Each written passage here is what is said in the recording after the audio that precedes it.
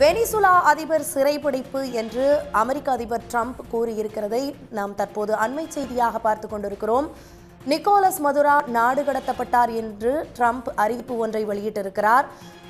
வெனிசுலாவிலிருந்து அமெரிக்காவுக்கு போதைப்பொருள் கடத்தப்படுவதாக ஏற்கனவே ட்ரம்ப் குற்றம் சாட்டியிருந்தார்.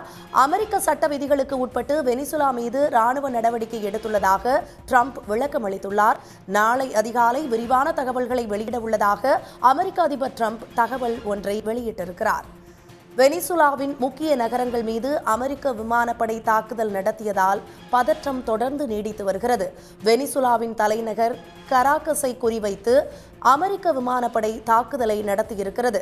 வெனிசுலாவின் எண்ணெய் மற்றும் கனிம வளங்களை கைப்பற்ற அமெரிக்கா தாக்குதல் என வெனிசுலா குற்றம் சாட்டியிருக்கிறது. தலைநகர் கராகஸில் 7 இடங்களில் அமெரிக்க படைகள் தாக்குதல் நடத்தியது. வெனிசுலா தலைநகர் கராகஸ் மற்றும் மெரண்டா, அராகுவா, லாகுவைரா ஆகிய பகுதிகளில் அமெரிக்கா தொடர் தாக்குதலை நடத்தி வருகிறது. தாக்குதலை அடுத்து வெனிசுலாவில் தேசிய அவசர நிலை பிரகடனம் செய்யப்பட்டிருந்தது. அமெரிக்காவின் தாக்குதலை அடுத்து வெனிசுலா தலைநகரின் பல்வேறு இடங்களில் மின்சாரம் துண்டிக்கப்பட்டிருக்கிறது. வெனிசுலா தலைநகர் கராகஸில் ராணுவ நிலைகளை குறிவைத்து அமெரிக்கா தற்போது தாக்குதலை நடத்தி வருகிறது. வெனிசுலாவின் பல்வேறு மாகாணங்களிலும் அமெரிக்கா தாக்குதல் நடத்தியுள்ளதாக தற்போது தகவல் வெளியாகியுள்ளது. வெனிசுலாவின் தேசிய அவசர நிலையை அறிவித்தார் நிக்கோலஸ் மதுரோ. இதுகுறித்த கூடுதல் விவரங்களை எமது செய்தியாளர் கார்த்திகேயன் தர கேட்கலாம். கார்த்திகேயன், விவரம் என்ன? தொடர்ந்து அமெரிக்காவிற்கும் வெனிசுலாவிற்கும் இடையே ஒரு மோதல் போக்கு நிலவி கொண்டிருந்தது. அமெரிக்காவிற்குள் போதைப் பொருட்களை அதிகமாக கடத்தல் செய்து உள்ளே கொண்டு வருவதாக வெனிசுலா மீது தொடர்ந்து அமெரிக்க அதிபர் டொனால்ட் ட்ரம்ப் குற்றச்சாட்டியிருந்தார். கடலுக்குள் வெனிசுலாவிலிருந்து வரக்கூடிய கப்பல்கள் மீது, சிறு சிறு கப்பல்கள் மீதும் சரி, பெரிய கப்பல்கள் மீதும் சரி, அமெரிக்க கப்பல் படையும் சரி, இராணுவமும் தாக்குதல் நடத்தி கொண்டிருந்தது. அதன் ஒரு நீட்சியாக இன்று நேரடியாக வெனிசுலா தலைநகர் கரகாஸ் மற்றும் இன்னும் 3 பகுதிகளில் தாக்குதலை வான்வெளி தாக்குதலை தொடர்த்திருக்கிறது.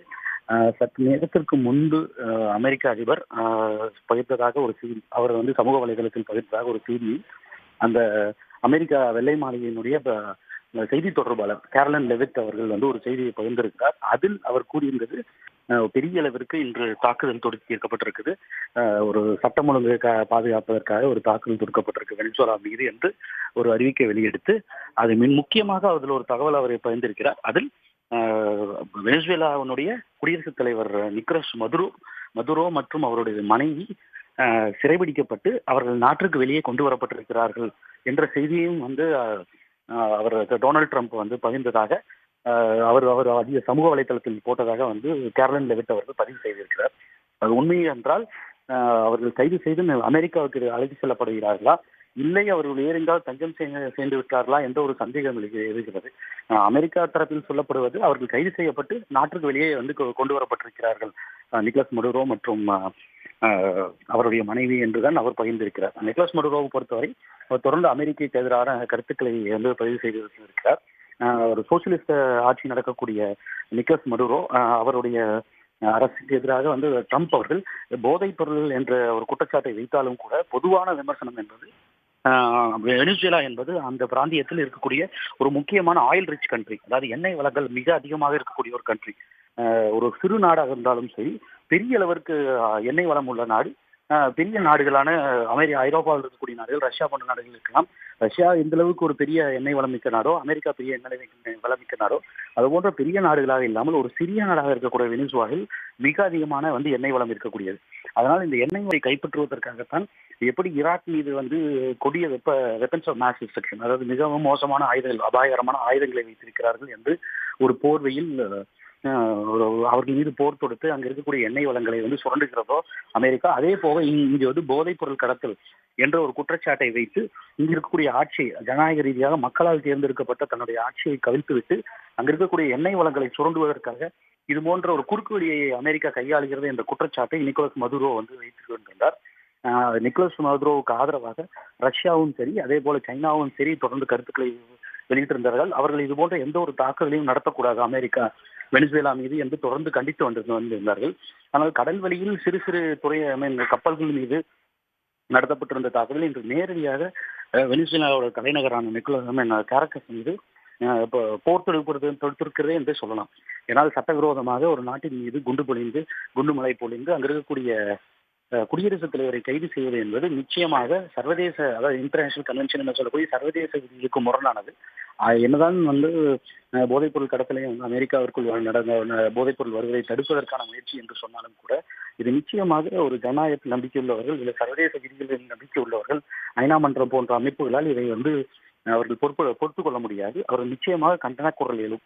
ஏன்னால் மக்களால் தேர்ந்தெடுக்கப்பட்ட ஒரு அரசை, அங்க இருக்கக்கூடிய ஜனநாயக ஆட்சியை வீழ்த்திவிட்டு அங்க இருக்கக்கூடிய ஒரு நாட்டின் மீது குண்டு தொடுத்து அவரை கைது செய்வது என்பது எந்த ஒரு அரசும் ஏற்றுக்கொள்ளாது. இதே நிலைதான் ஈராக்கில் நடந்த பொழுதும் பெரிய கண்டனங்கள் அமெரிக்காவுக்கு எதிராக தீர்மானம் கொண்டு வரப்பட்டது. அமெரிக்கா தன்னுடைய வீட்டோ பவரை பயன்படுத்தி அதை வீழ்த்திவிட்டு அங்க இருக்கக்கூடிய சதாம் ஹுசைன் ஆட்சியை கவிழ்த்துவிட்டு தொடர்ந்து அங்க இருக்கக்கூடிய எண்ணெய் வளங்களை தனியார் நிறுவனங்கள் மூலமாக அங்க இருக்கக்கூடிய தனியார் தன்னுடைய சொந்த ராணுவம் மற்றும் தனியார் ராணுவ அமைப்புகளை பயன்படுத்தி எண்ணெய் வளங்களை சுரண்டி கொண்டிருந்தது.